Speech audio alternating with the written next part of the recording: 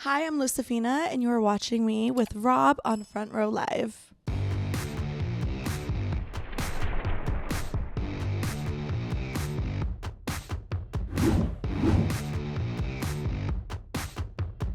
What's up, guys? Rob here, Front Row Live Entertainment. I'm hanging out here with LUCIFENA, and I'm excited to be talking to you. Congratulations. I mean, what an amazing opportunity to be able to be part of a label that is owned by an artist that's just, like you said earlier, GOAT. Yeah, he's the GOAT. And now you're part of this. You're part of this. And not only are you part of it, you're opening a new lane. You're first female rock artist to be signed by Young Money.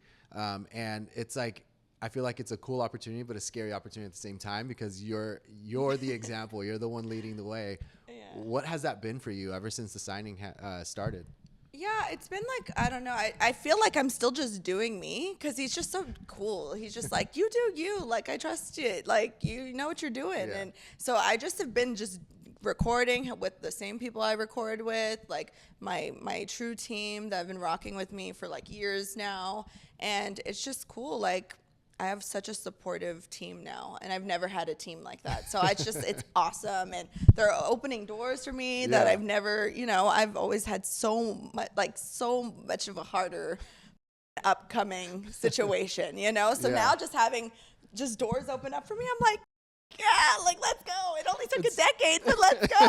But that's what they say, right? And you gotta do the 10,000 hours, right? To get to that point. But it's cool. It all happens for a reason, and I found my sound. Yeah. And, I have like such good producers and everyone around me now that I just feel like it's put in the years, but this is the time. I feel like this is my time now. Yeah, absolutely. And I feel like that opportunity, that moment he reached out to you, I feel like it's one of those situations where it's like, is this real? Like, am I being, is someone playing a game with me? Like, what were your reactions when that initial message came through? And, how did you go about as far as figuring out that it really was Lil Wayne reaching out? Yeah, like, well, I just went to the account and I saw like, this is the real account for sure. And I was just like, okay, sick.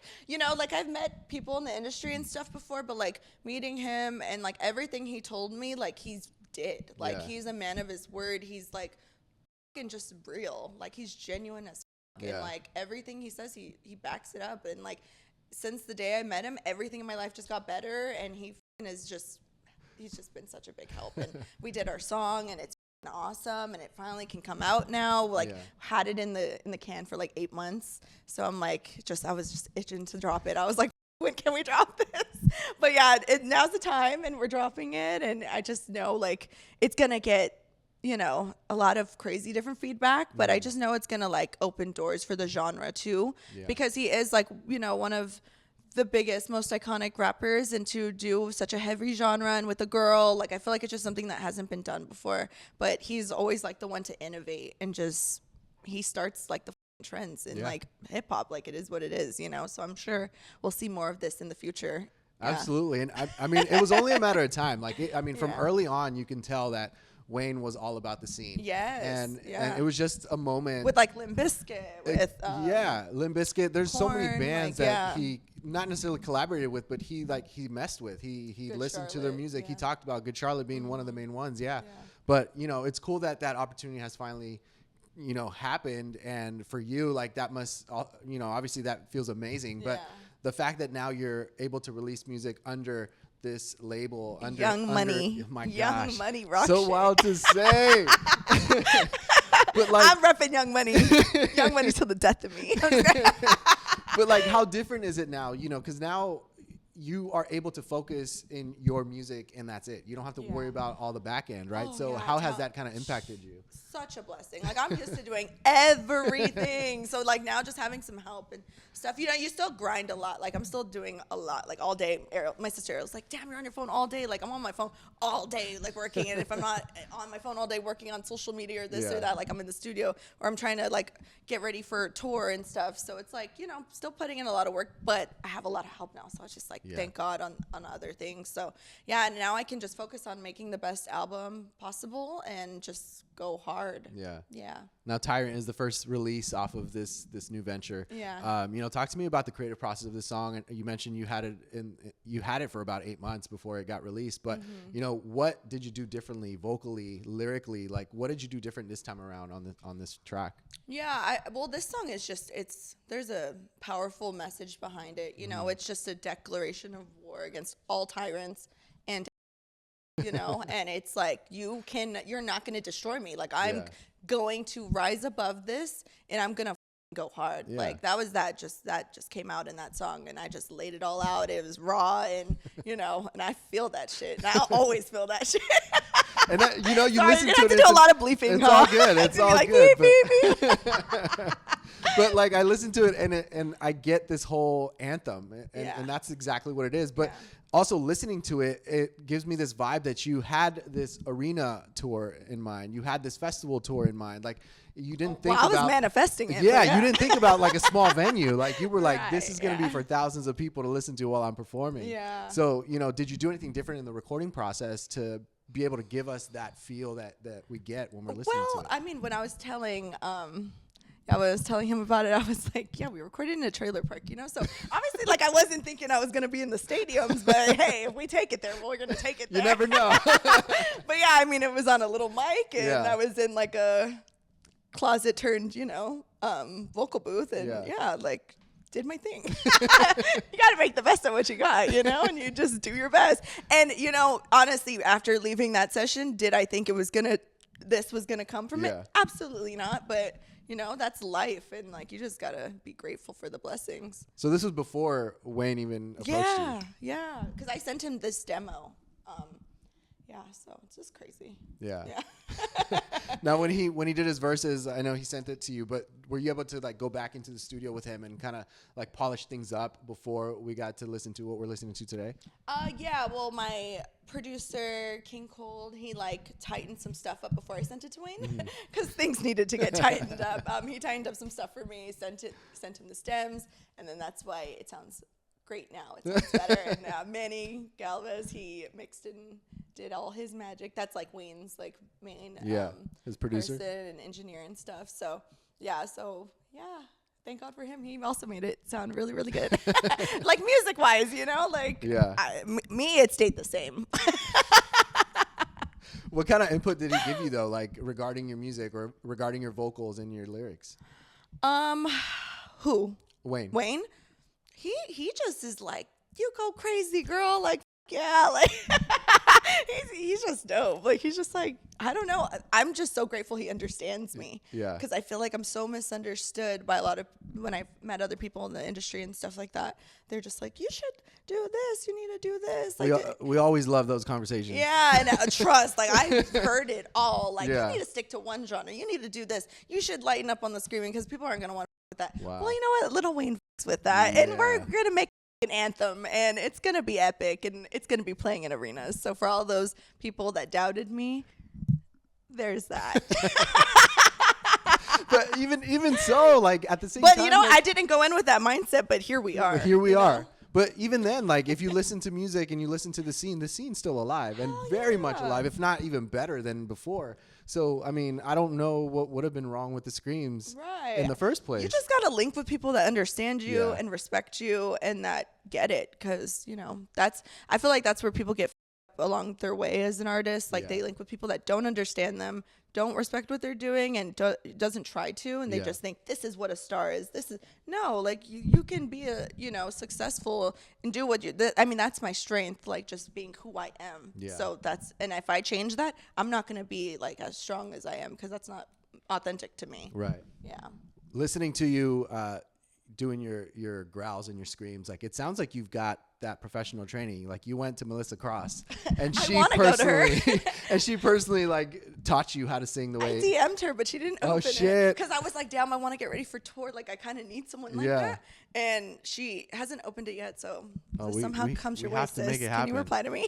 We have to make it happen. Not that you need it, but I mean it'd be cool to have that. It would just be cool, just for some exercises on the road and shit. Yeah. So over the years, I mean, you've had your bands, you're doing the solo project, and you're still screaming, right? So over the years, how do you feel like that your vocals have kind of evolved, and then what are you doing, like actively doing, to allow them to evolve the way that they are?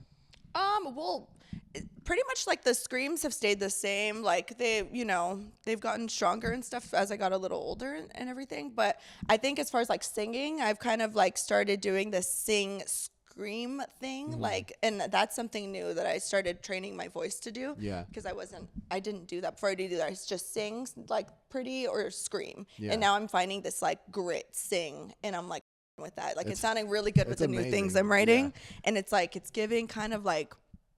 I don't know. I don't want to compare it to anyone because I don't want to, I don't want to do that. But it's giving like there's grit to the singing, and it sounds strong and hard, but not like, oh, this is straight like,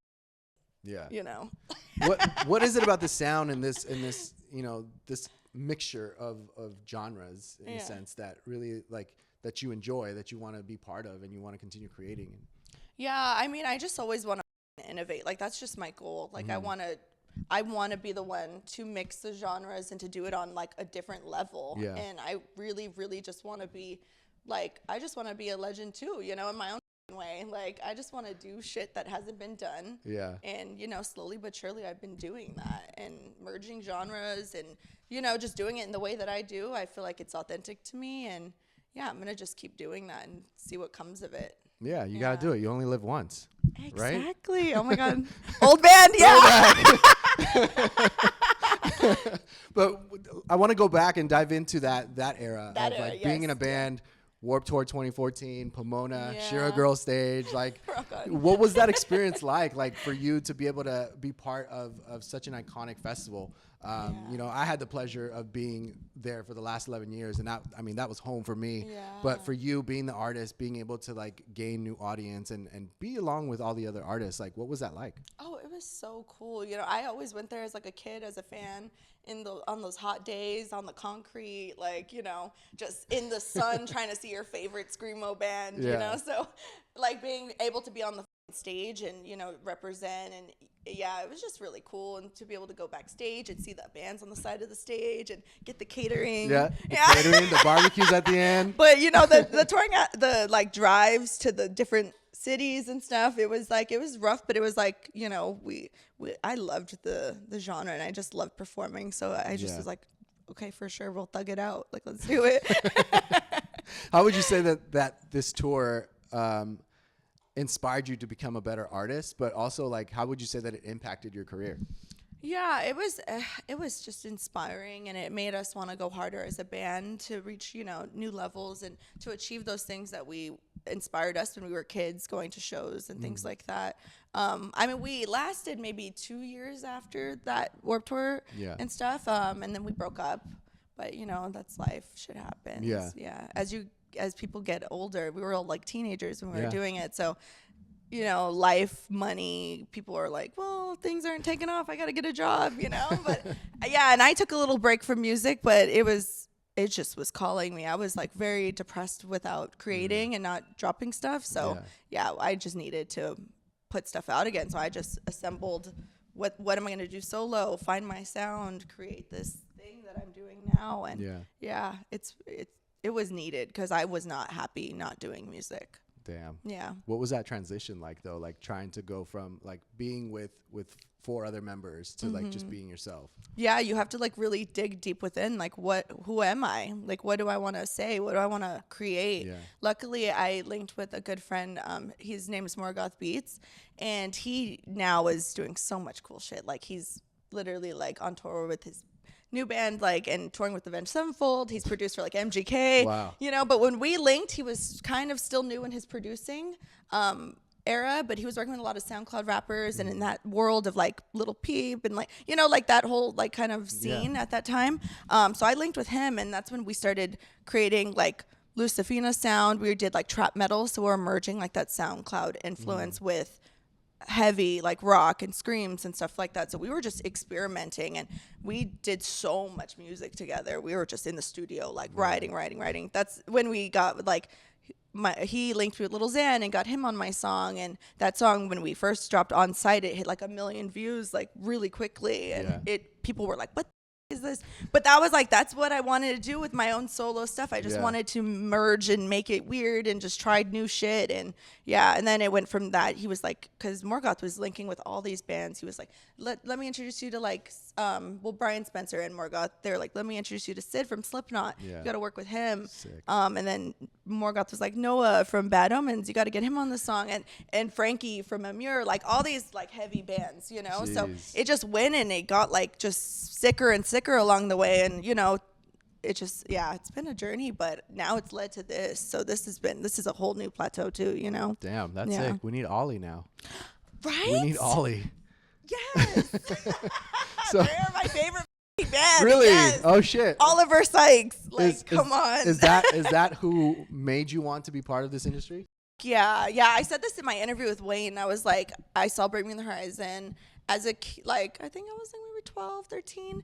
It was one of the first shows in America. Yeah. And I saw them. They opened up for Kitty, and I was just like, this band is fucking sick. Like his screams were like, brutal, and I was like, whoa, like he's made us want to start a band for sure. So if I do ever get to work with him, to play with him, like anyway, like that will be like, oh, I did it, you know? It'll be like full circle. Sure. Yeah, goals. But yeah, Ollie's one of those artists where like no matter how much he switches the sound of Bring Me, it's still amazing. Yeah, I agree. Like he has like took the genre to different levels too in his own way, you know, and he is like as a band that started out as a deathcore band, and they've pretty much hit all so many barriers, and like broken barriers. Now they're playing in like huge, you know, venues and have like a massive fan base. They've done so much for the genre, and you know, like it's just inspiring. Yeah. For you personally, what is it that you want to leave like as your legacy for other artists, other female vocalists that want to also be rock stars? Like, what do you want to like portray or leave behind for them? Yeah, I would just want to leave behind, like, you know, my story and let it inspire people. Like, you don't have to come from, like, money connections. Just grind hard, stay true to yourself. Yeah. And just go hard. Especially if you're a girl, you got to go hard, because men are going to underestimate you in your field that are artists. Men in the industry are going to underestimate you. So you got to go hard. And you chin up, bitch. Like... well, that, and also being Latina, like I feel like that's so it's not as common in this industry as well. No. Pierce the Veil, props to them. They just sold out like amazing arenas recently, and it's just like that's one of the first bands that I was like, oh, they're like me. Yeah. So it's like we don't get to see people like that on these stages or on these tours. So I mean, that must feel amazing that you're now one of those artists. Yeah, and I feel like that's so needed in the genre and everything. So definitely want to represent. And yeah, like I've met Vic a couple times, and he's so nice and supportive. Yeah. So it's like it's like it feels good, you know, full circle as well. That should be a cool tour. Bring Me, Vic, and you. Yeah, I think we should. We're manifesting it. Let's do this. Yeah, 2026. That would be a sick lineup. That would be iconic. Yeah, I'll go hard. Let's do it. Well, lastly, I guess to close us off, like, what's next for you? This album is up in the works. It's your debut with Young Money. Yes. So is this song Tyrant like a glimpse of what we can look forward to with this debut album, or are you still gonna mix it up a little bit? Yeah, it's gonna be like a crazy mix, but definitely gonna have like that heavy hardcore sound. Gonna have a little bit of like alternative, a little bit of like shoegaze, a little bit of like beats, and that like hip hop kind of vibe too for some of the songs. Gonna do more collaborations. Gonna tour. And hopefully Bring Me the Horizon. Yeah. We gotta put it out there. We gotta put it out there. I like that you said that. Yes. Yeah. That's one of my favorite bands too. You see it. Yes, that's one of my favorite. I mean, Pierce the Veil, Bring Me. It's funny because I grew up when I started doing this. I grew up with Newfound Glory. Like that was the band that was like the heartbeat. Yeah. that made me exist, right? And then eventually, like, I listened to a lot of these bands, like Bring Me and Pierce the Veil, and Sleeping with Sirens and all them, and I'm just like, this industry is just like perfect. Like this is home. Yeah. So. and the shows are always so much fun. Yes, exactly. Well, I'm excited to see what's next for you. I look forward to reuniting, hopefully while on tour. Yeah, that would be amazing. That would be sick. But thank you so much for hanging out with me. You guys be sure to check out LUCIFENA. New single Tyrant is out now, and tour coming soon. And thanks for watching on From Live. Young Money rock shit. Woo!